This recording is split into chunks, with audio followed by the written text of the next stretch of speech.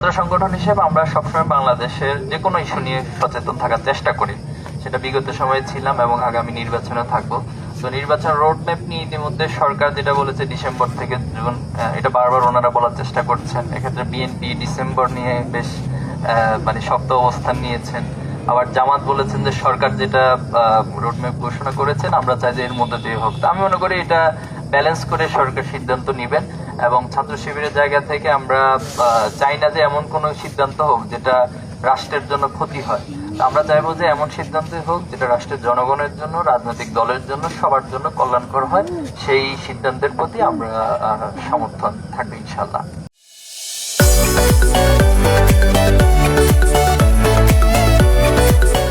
নেচারটাই এমন, আপনারা ওনাদের অতীত ইতিহাস ঘেটে দেখলে দেখবেন যে ওনাদের রাজনৈতিক কর্মসূচি থাকে হচ্ছে অন্য দলের প্রতি প্রপাগান্ডা চালিয়ে রাজনীতি করা।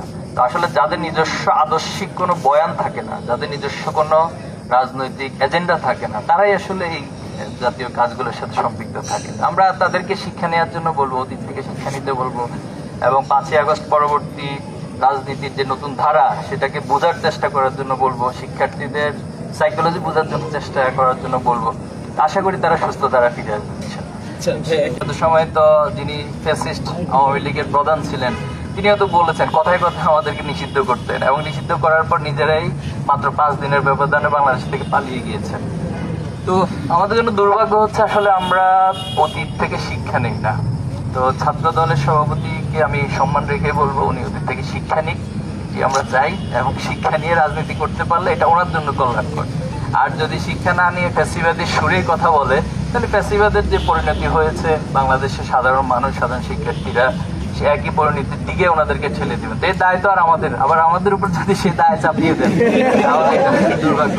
আশা করবো যে এইগুলো হিসাব নিকাশ করে নিজেদের দায় যেন নিজেদের কে নিতে হয় সেভাবে করে আমরা কথা বলবো। ছাত্র শিবির রাজনীতি নিষিদ্ধ হোক এটা আমরা কখনো চাই না।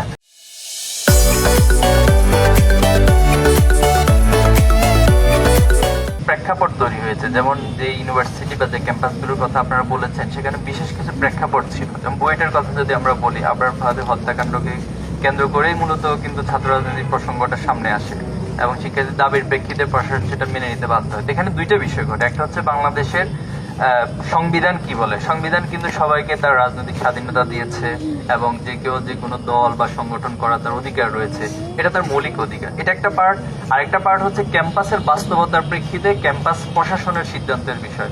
তা আমরা দুটোকে সম্মান করি। এজন্য কোনো ক্যাম্পাসে যদি সামষ্টিকভাবে সবাই অধিকাংশই যদি সেখানে একমত হয়ে যায় না এখানে রাজনীতি চলবে না, তা আমরা সেখানে বাড়াবাড়ি করতে চাই না। আমরা তাদের সেটার ইচ্ছাকে সম্মান জানাতে চাই। তবে বাংলাদেশের জাতীয় পর্যায়ে ভূমিকা রাখার জন্য সেই ক্যাম্পাসগুলোতেও যারা আছেন শিক্ষার্থী, আমরা তাদেরকে পুরো রাজনৈতিক সচেতন থাকার জন্য, এবং কেউ যদি পার্সোনালি তিনি রাজনীতির সাথে সম্পৃক্ত হয়ে দেশের জন্য কল্যাণে ভূমিকা রাখতে চান, নিঃসন্দেহে এটাকে আপনি বাধা দিতে পারেন না। সেজন্য আমরা দুটো বিষয়কে ব্যালেন্স রেখে ছাত্র শিবির তার অবস্থানকে সক্রিয় রাখার চেষ্টা করবে। রাজনৈতিক প্রেক্ষাপটে আসলে এক একজনের দল মত আদর্শ ভিন্ন থাকে এবং ভিন্ন বয়ান আসবে, ভিন্ন কথা আসবে, ভিন্নভাবে উপস্থাপন আসবে, কিন্তু তার অর্থ এই না যে ফ্যাসিবাদ বিরুদ্ধে আমরা ভাঙন হয়ে গেছে, বিষয়টা তা না। আপনি দেখবেন এখনো পর্যন্ত হাসিনা কোনো একটা বক্তব্য দিলে কিন্তু যে ঝগড়াঝাটি যাই করুক না কেন তখন কিন্তু গলায় গলায় এসে সবাই একসাথে এক কাতারে দাঁড়িয়ে যায়। তো এই জায়গাগুলো আলহামদুলিল্লাহ আমরা বিশ্বাস করি যে ফ্যাসিবাদের প্রশ্নে ইনশাল্লাহ বাংলাদেশ ঐক্যবদ্ধ থাকবে, এটা আমরা দৃঢ়ভাবে বিশ্বাস করি।